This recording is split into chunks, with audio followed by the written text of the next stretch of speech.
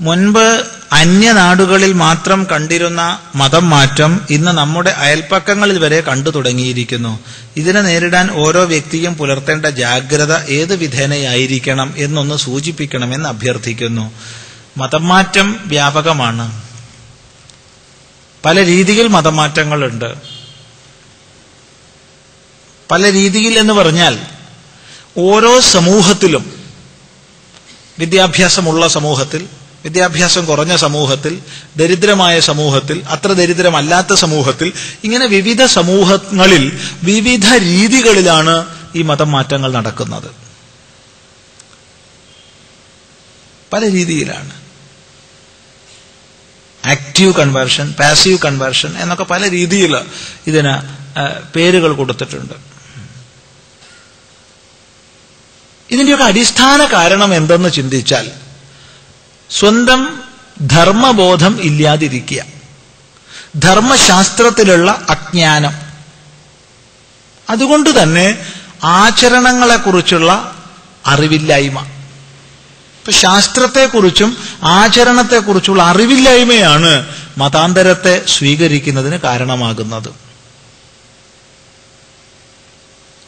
ഇനി ഒരാള് അവനവൻ്റെതായ ധർമ്മശാസ്ത്രങ്ങളെ പഠിച്ചു,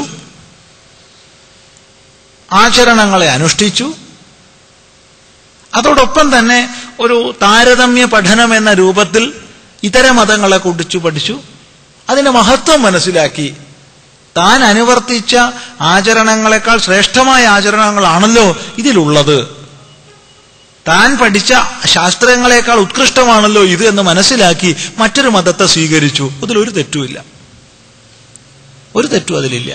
അതുകൊണ്ട് മതം മാറൽ എന്നുള്ളതിന് തെറ്റ് നമ്മൾ കാണുന്നില്ല. പക്ഷേ മതം മാറ്റൽ എന്നുള്ളതിന് തെറ്റ് കാണുന്നു.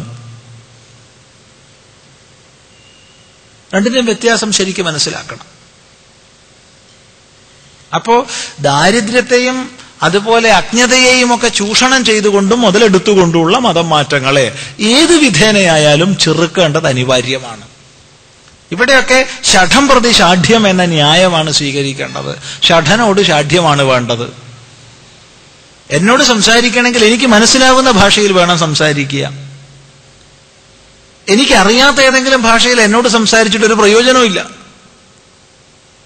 എന്നോട് ഒരാൾ വന്നിട്ട് സ്പാനിഷിലോ അല്ലെങ്കിൽ ജർമ്മനിലോ ഫ്രഞ്ചിലോ ഒന്നും സംസാരിച്ചാൽ എനിക്കൊരു വസ്തു മനസ്സിലാവില്ല. ഞാൻ മേലോട്ട് നോക്കി നിൽക്കും, അല്ലാണ്ട് ഒരു ഫലവും ഇല്ല. എനിക്ക് മനസ്സിലാവുന്ന ഭാഷയിൽ എന്നോട് സംസാരിക്കണം. ഇതുപോലെ ഓരോ സമാജത്തിനോടും സംസാരിക്കും, അവർക്ക് മനസ്സിലാവുന്ന ഭാഷയിൽ സംസാരിക്കണം. വിവേകത്തോടു കൂടി പറഞ്ഞാൽ മനസ്സിലാവുന്നവരോട് വിവേകത്തോടു കൂടി പറഞ്ഞ് മനസ്സിലാക്കുക. അല്ല കരുത്തിലൂടെ പറഞ്ഞ് മനസ്സിലാക്കണോ, കരുത്തിലൂടെ പറഞ്ഞ് മനസ്സിലാക്കുക. ഈ അതിക്രമം നിർത്തിയിരിക്കണം എന്ന് ശക്തമായ താക്കീതുകൾ നൽകുക. എന്നിട്ടും തുടരുകയാണോ, ഏത് രീതിയിൽ അവൻ അടിച്ചിരുത്തണോ അത് അടിച്ചിരുത്തേണ്ടി വരും. അതിൽ സംശയമൊന്നുമില്ല.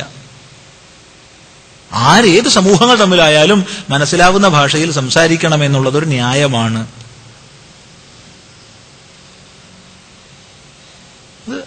അടിസ്ഥാനം ധർമ്മശാസ്ത്രങ്ങളിലുള്ള അറിവ്, ആചരണങ്ങളുടെ പിന്നിലുള്ള ബോധം, ഇതിനെക്കുറിച്ചുള്ളൊരു പ്രചരണം നമ്മൾ വേണ്ട വിധത്തിൽ ചെയ്യുക എന്നുള്ളതാണ് പരിഹാരം.